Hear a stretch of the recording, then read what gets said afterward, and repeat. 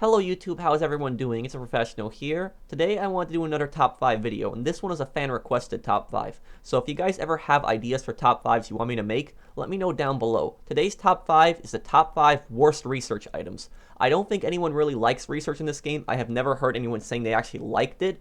It takes way too long to do, you have to wait a decent amount of time, or you fast track it for $220,000, and you can't pick your research, meaning you're forced to unlock a lot of useless stuff. Here, we're going to take a look at the worst ones, so let's get started. Starting off at number 5, we have the ballistic equipment. I got really excited for this when it was first coming out because I thought that it would be useful in missions and heists. I was so wrong. You can't use it in missions and heists, and when you finish researching it, it costs $500,000 plus $5,000 to spawn it each time. The only real use the ballistic equipment would have would be in a PvP situation, and it still wouldn't be of much help. I was testing the suit with my friend Cool Guy here. I told him to try as hard as possible to kill me, and it was pretty easy for him to do so. The armor, while it can take a lot of bullets, it only takes 3 RPGs, making it useless in PvP scenarios, because everyone will spam RPGs at the suit. You are also very slow, you can't take cover, you can't use snacks, you can't even use a different gun with it. You're forced to use the minigun at all times. Also, after you lose it, you have to wait 15 minutes to call it in again. If they want to make the suit more useful, then let us use different guns with it, and let us use it in missions, let us use it in heists. I guarantee you a lot of people will get it then.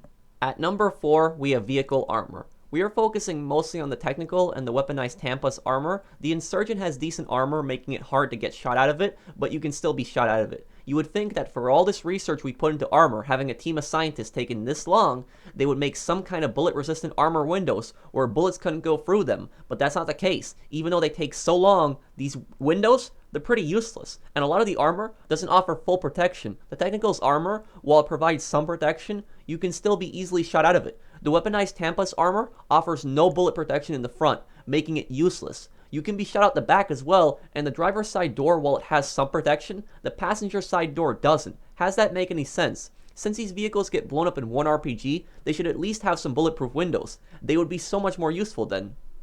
Next at number 3, we have the Dune FAV grenade launcher. The Dune FAV, it's not a great vehicle in my opinion. I can't remember one time seeing someone use a custom one in free mode. The Dune FAV, it has some research, including a minigun and a grenade launcher, but the minigun is useful, unlike the grenade launcher. The grenade launcher, you have to pay $95,000 after researching it, and it has such a slow rate of fire. You can only aim 180 in front with it, and the problem with the grenade launcher is that it explodes on contact only when it hits a vehicle. If it doesn't hit a vehicle, it will blow up after a few seconds.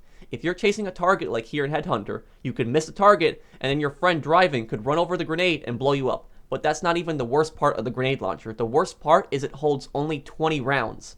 Are you serious? You make us research this grenade launcher and spend $95,000 only to allow us to fire 20 grenades? I don't even understand why you need scientists to research this for you. It's the same regular grenade launcher. Anyone could attach it to Dune FAV. It's not rocket science, yet the game only lets you do it for research. That makes no sense.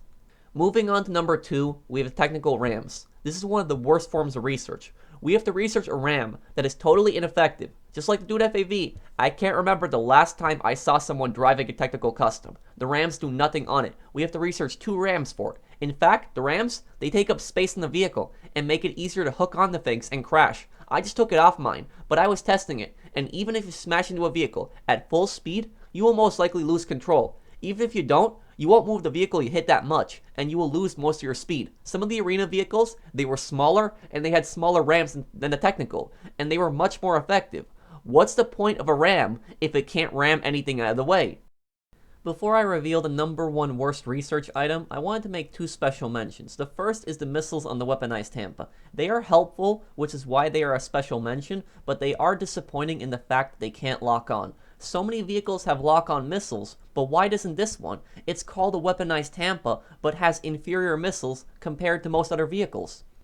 Our second special mention is for the same vehicle, the Weaponized Tampa, but this time the mortar. The mortar is helpful for getting vehicles off you. I have used it against cops and hostile NPCs chasing me, but the problem is the mortar is limited. It only has 20 mortars. Why are we able to carry infinite proximity mines in our vehicles, but we can only have 20 mortars in the Tampa? How does that make any sense? And number 1, the worst research item is liveries. You guys knew this one was coming. Liveries do absolutely nothing. Everything else on this list, at least it did something. This does nothing. It's a bunch of paint skins. I counted 13 liveries in total. If you research in the bunker, you are more likely to waste your time researching a livery before anything else. And that's the main reason it was put in. It was put in to waste time. Research is random. You can't pick it. These liveries were put in here to stall the research and make it look like there was more than there actually is. They encourage shark card sales because, for example, someone who wants to unlock explosive rounds, for instance, is not going to feel like waiting all that time. They are either going to fast track that research, wasting $220,000 going through these liveries, or they will buy a shark card and just fast track it there. Not only do the liveries waste time and money, but they are just plain stupid.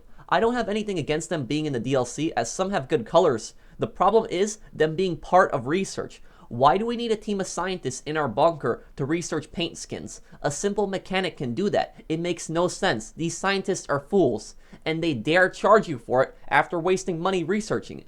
But it gets even worse. Rockstar did not just add liveries for vehicles, but they were on guns as well. We also had to research gun liveries. Research was hit with such a backlash, it never came back in future updates, and I'm glad for that. If you guys enjoyed the video, drop a like. And if you're new to my channel and enjoy my content, subscribe. And I'll see you guys on the next one. Take care, everyone.